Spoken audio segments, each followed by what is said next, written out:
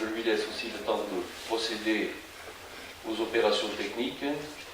Et Stéphane Castéran, le président de la commission randonnée, va nous dire vers quelle randonnée et vers quelle couleur nous devons aller, Stéphane. Verte, sûrement? Oui, oui, oui. On peut aussi aller vers le rouge, le noir. On va voir ça tous ensemble. Mesdames et messieurs, chers amis, comme j'en ai l'habitude, à nouveau, je tiens à vous remercier de votre présence parmi nous ce matin. Alors, répondre à l'exercice du rapport d'activité, c'est évidemment vous tracer à grands traits les actions et répondre à cette question finalement, qu'est-ce qu'ils ont fait pour le développement de notre sport cette année. Peut-être plus encore et plus intéressant pour cette première Assemblée Générale d'Olympiade, vous donner aussi quelques-uns des axes de travail poursuivis par la commission randonnée.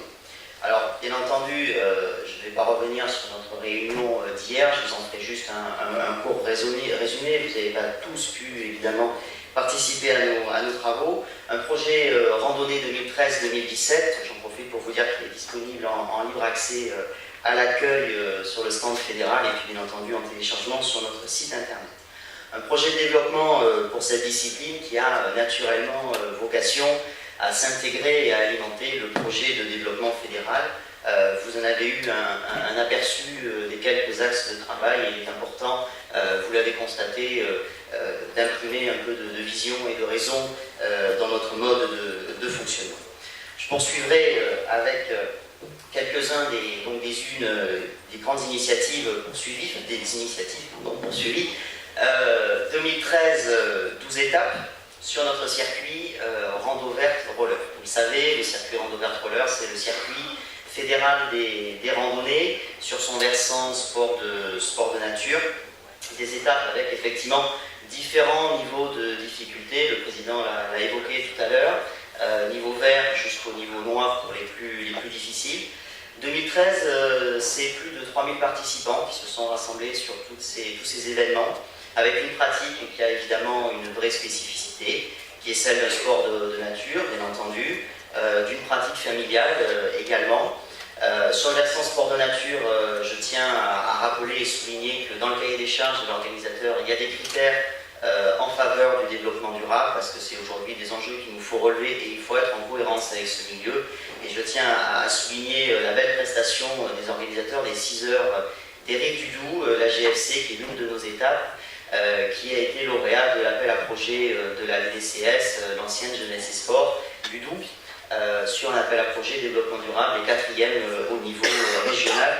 Ça fait du bien aussi pour la représentation de notre sport. Une discipline aussi qui a une spécificité, mais qui peut aussi prendre un tour plus sportif, avec notamment les étapes classées niveau rouge, la Rôle d'Azur, on l'a évoqué lors de la remise de récompenses hier, mais aussi en particulier la traversée des Landes, la seule étape classée niveau noir. Traversée des Landes, c'est 2 jours de randonnée, 220 km, avec le dénivelé des Landes que les spécialistes peuvent connaître.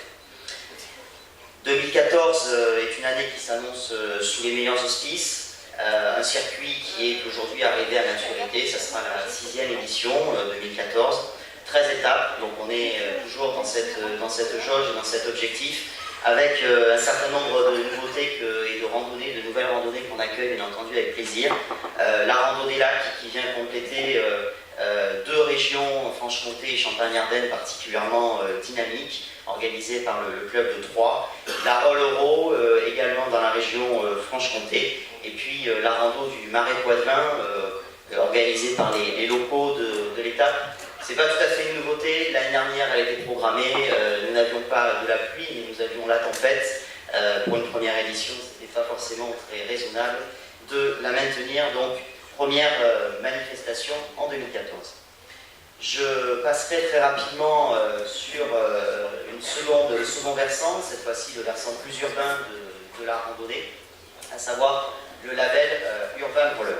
Alors le label Urban Roller, c'est un label de référence sur les manifestations les plus structurantes qui ont un rôle pilote, structurant, de tête de réseau sur leur territoire, qui ont aussi jouent un rôle de formation et qui sont un peu aussi la vitrine dans les villes de la pratique du roller. Alors, je vous découvre les lauréats 2014, c'est un label qui est attribué pour 2 ans, et ces clubs donc répondent à un cahier des charges. Il y en a une demi-douzaine, et sur 2014, l'objectif c'est de doubler le nombre de clubs labellisés.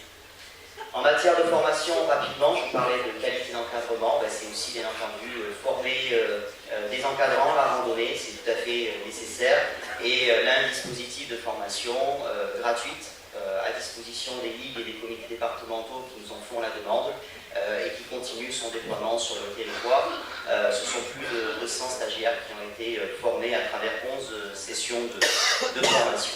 Enfin, vous parlez brièvement d'un autre chantier qui a pris plus d'1 an pour rentrer et sortir de cette phase finalement opérationnelle. Le guide des bonnes pratiques pour l'aménagement des voies ouvertes à l'usage du rouleur, ou plus simplement et plus rapidement le guide des revêtements extérieurs. Nous avions un recueil des normes de notre doctrine quelque part sur les revêtements intérieurs, les sols sportifs. Ça n'existait pas pour les revêtements extérieurs, c'est désormais le cas, on le sait, la qualité des aménagements, la qualité des revêtements sont tout à fait déterminants pour le développement de notre pratique, de notre sport. Je parle de la randonnée, mais je parle aussi de nos camarades de la course.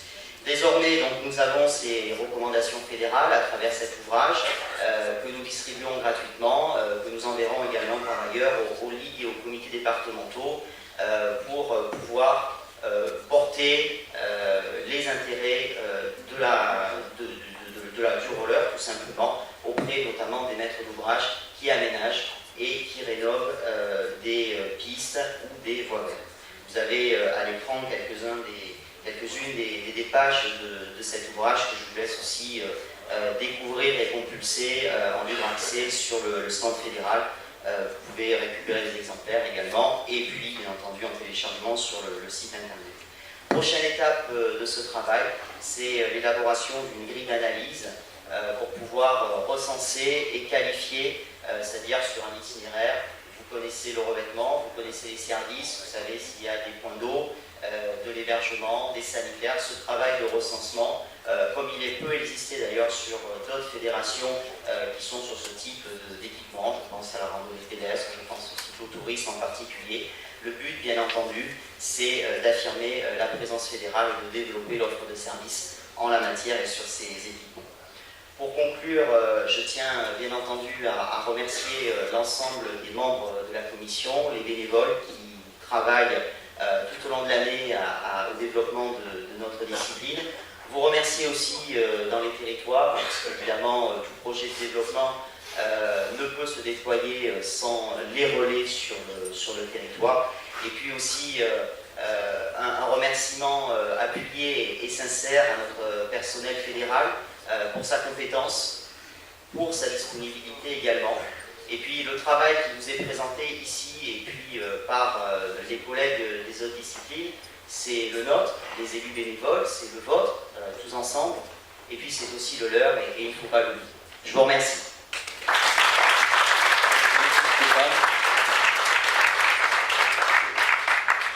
Hier, j'ai fait la tournée de tous les comités, et quand je suis arrivé au tien, j'ai vu qu'on éteignait la lumière, donc que les randonneurs ne m'en veuillent pas.